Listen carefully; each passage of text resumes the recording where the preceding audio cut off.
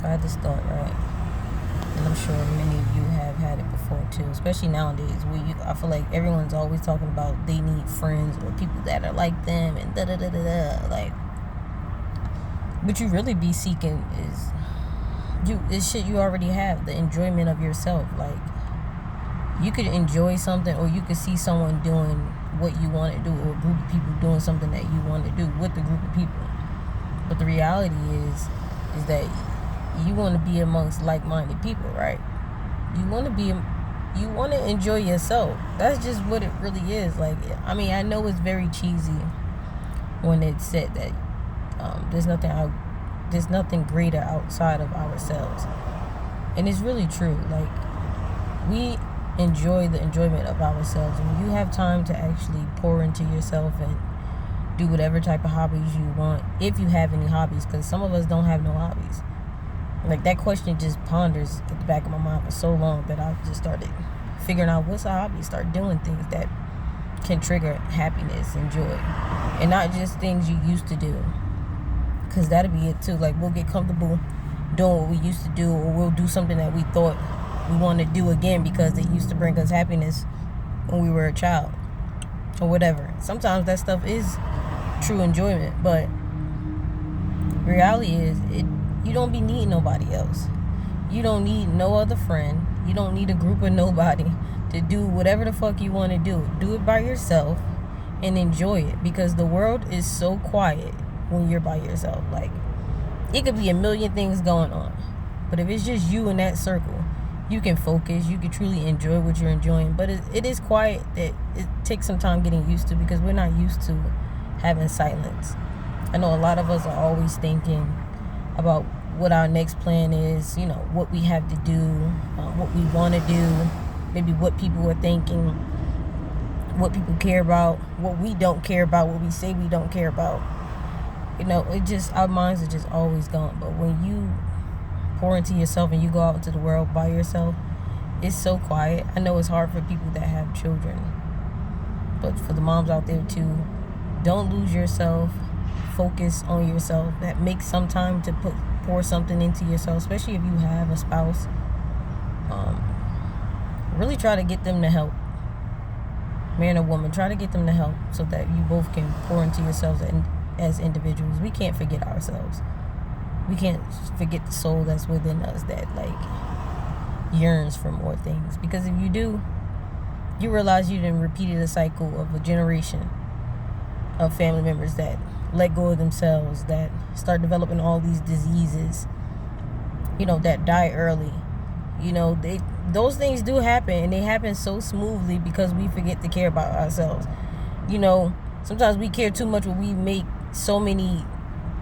we think about the decisions we make so harshly that we don't actually live. Or we say fuck it and we just make all the same decisions, and then now we still have to live with those decisions we done made.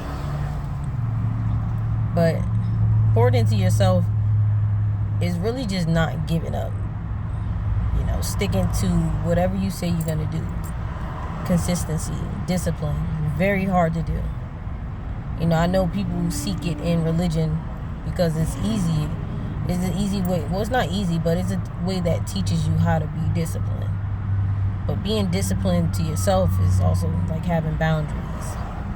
You know, being able to self-regulate, self-reflect, hold yourself accountable, and look at the relationships you have and really hold them accountable. You know, not just the other person, but yourself in those relationships.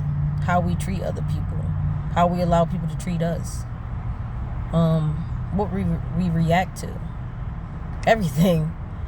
There's so much you can do with yourself. You don't have to go off somewhere and treat yourself in that way. You can treat yourself by simply just reflecting on your day. Having a tea. I know coffee is like the thing. Having a tea is so, you know, it's so calming. Shit, even having a coffee, if you need to have a coffee. Making sure you do things that soothe you, that help you reflect and learn and remember. A lot of times it's hard to remember too. You know, it's hard to be consistent if you can't remember shit. So if you're smoking a lot, maybe cut back. If you're drinking a lot, maybe cut back for a certain time. I know fasting scares people. If you've never done it before, maybe you want to try it. But yeah, I just thought about that. The video's getting long, so I don't want to drag it out. But because I thought about it myself, and I know that sometimes we think about shit because we hear other people constantly talk about it. So it is like, you're not the only one going through shit. Yeah, because sometimes you motherfuckers y'all be deflecting and putting that shit on other people, and then all of a sudden you thinking you got those problems. Those are other people's problems. You know? So just thought about it. Like, that shit, that could be somebody else's problem I done heard about all week, and now all of a sudden I think I got an issue with it. I don't. But I just wanted to say, like sometimes that person that, or those people you think are going to be so fucking awesome in your group, or that you want to have, or that you're going to have in the future, is really yourself, and you have it right now. It's you right now. Like, whatever you just did or whatever you thinking about doing, just do it. And that person that's going to make that situation great is going to be you, because you're going to show up and you're going to do it.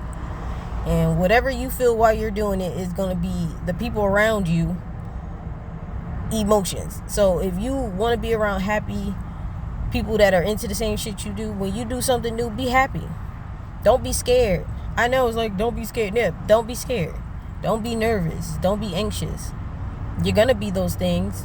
Go through the moment. Go through the feeling, experience it, feel it, understand why you're experiencing this. But remember the person that you want to surround yourself around. Be that person. And eventually, hopefully it does manifest in real life, and you have more people, and you're not just talking to your fucking self. But even if you don't, you're not like, can't live. You know what I mean? I think especially in our black community, we become very stagnant. Like, it's not a lot of us that move out of state or marry somebody that everybody don't agree on, or even marry somebody at all, or do something that your family has never done. Like, it's that black sheep thing. It's not many people that actually become a black sheep or actually step out. But for other people, it's so easy because they don't fear. It's not like because generational this, or sometimes it's not all those things. Sometimes it's simply that we have so much fear. We have so much emotion. No one has really taught our community how to regulate our nervous system and our thoughts. So mental health is becoming a thing, but for us, it's probably always been a thing. They've been telling motherfuckers you've been slaves and your family's been slaves, and then you constantly see movies. That shit is real. That shit is really real. And then you grow up with family that have some of the issues that's talked about. These things are studied. Some of these things that they talked about was psychology. It was actually proven to be problems within the community.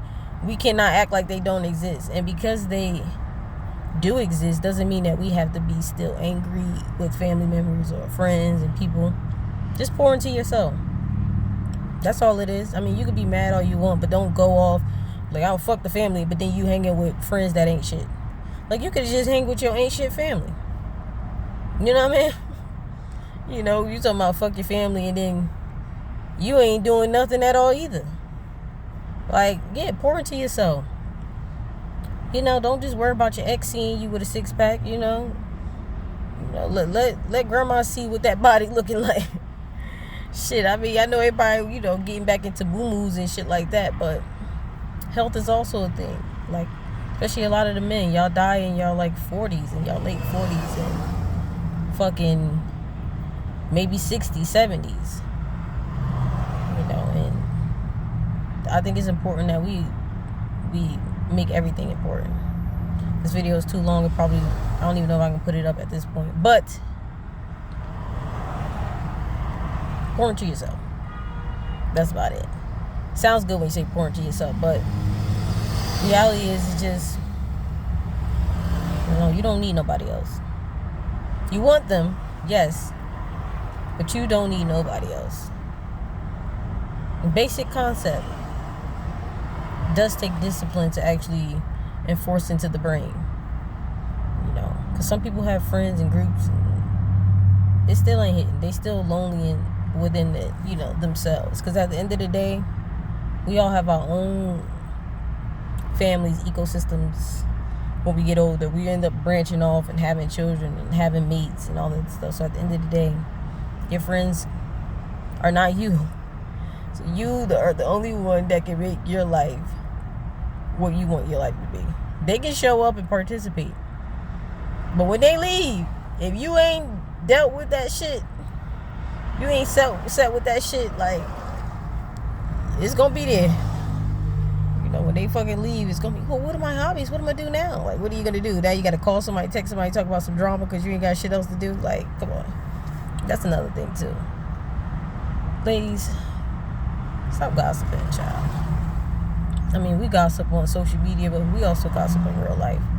Some of your mamas gossiping, your aunties gossiping. It's easy to fall back into that, too.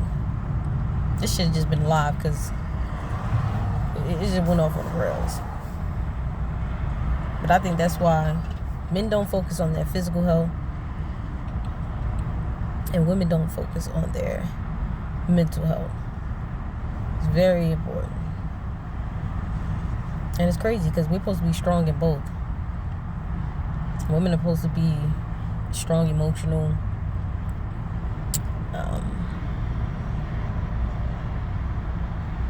I don't know what to call us, a species, but whatever. And then, you know, men are supposed to be men, are physically fit, being able to do all these things. Somewhere they've gotten into everybody's hardwiring and just made the most important thing very unimportant.